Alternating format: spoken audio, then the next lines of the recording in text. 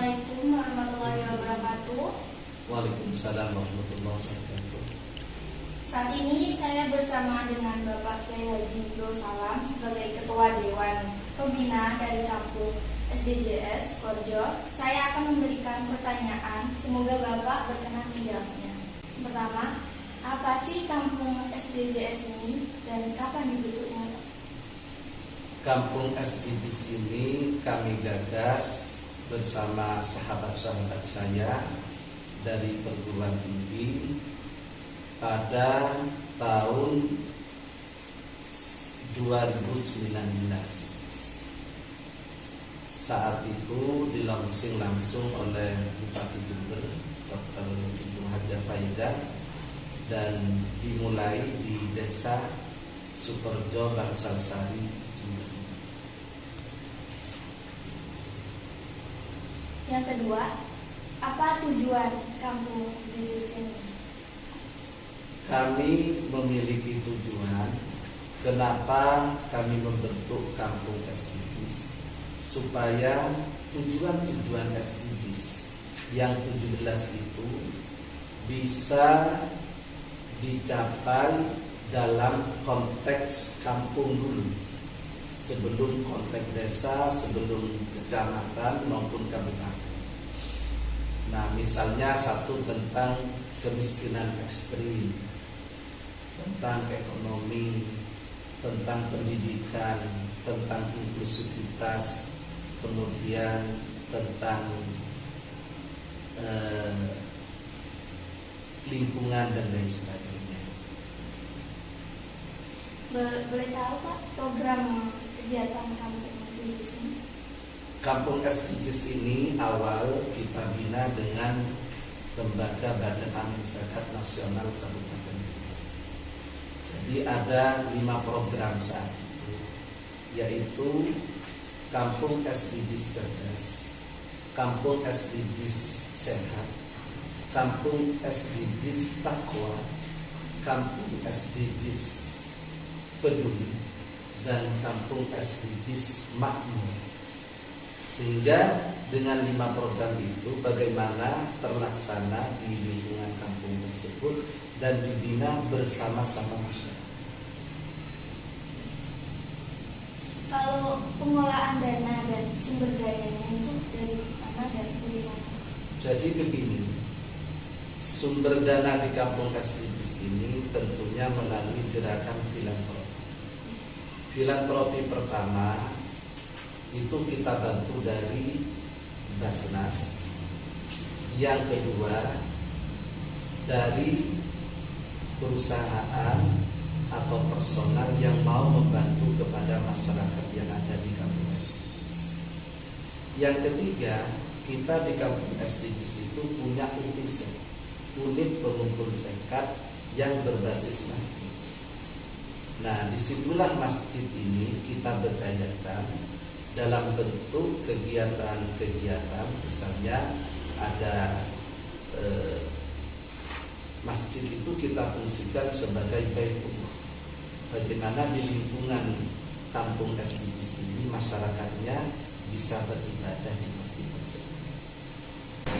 Jadi ada gerakan spiritualitas di situ. Yang kedua, masjid itu kita fungsikan sebagai baitul Quran wal ilm. Jadi bagaimana di masjid itu ada gerakan-gerakan qiraatul Quran, khatmil Quran, kemudian ada sarana untuk pengembangan ilmu, baik itu masyarakat maupun kelompok-kelompok pemuda seperti mahasiswa dan lain sebagainya. Kemudian yang ketiga yaitu baitulnya. Bagaimana masjid tersebut bisa difungsikan untuk menerima zakat infak sedekah masyarakat. Nah, di baitul mal inilah kita bisa menyumbang kepada warga sekitar yang mustahik, yang perlu disumbang, sehingga tidak jauh-jauh pengumpulan zakat infak sedekah itu dari masyarakat sekitar juga untuk masyarakat sekitar. Misalnya nanti zakat fitrah dan lain sebagainya. Kemudian yang keempat, yaitu kita fungsikan masjid itu sebagai Baitul Mu'ahad, human relation. Kita berharap lingkungan di kampung SDGs ini memiliki wawasan yang inklusif, yang bisa menerima perbedaan, baik perbedaan agama, perbedaan suku, budaya di masyarakat, bahkan di tingkat nasional maupun internasional. Nah, dari situlah akan terbentuk sebuah watak masyarakat lingkungan SDGs yang rohnatan lil alamin, tidak eksklusif tapi inklusif. Biasanya bagaimana cara menentukan target penerima dana atau bantuan? Nah, penerima dana ini tentatif, tergantung kepada kebutuhan. Misalnya kemarin kita mengadakan pasar murah dan santunan, terutama janda-janda tua, ya, yang tidak punya, ya namanya janda tidak punya suami. Nah, kita santuni, kita kasih. Nah, warung-warung kecil yang masih berpemula kita support muda, anak-anak muda kita support muda dan sebagainya yang mau melakukan pengembangan ekonomi di sini. Masalah sumber dananya ya tergantung, itu nanti bisa dari Basnas, dari CSR, ya dari gotong royong kehidupan masyarakat yang ada di sini. Apa saja biasanya kendala yang dialami? Ya, kendala yang dialami terus terang minimalnya support dari pemerintah.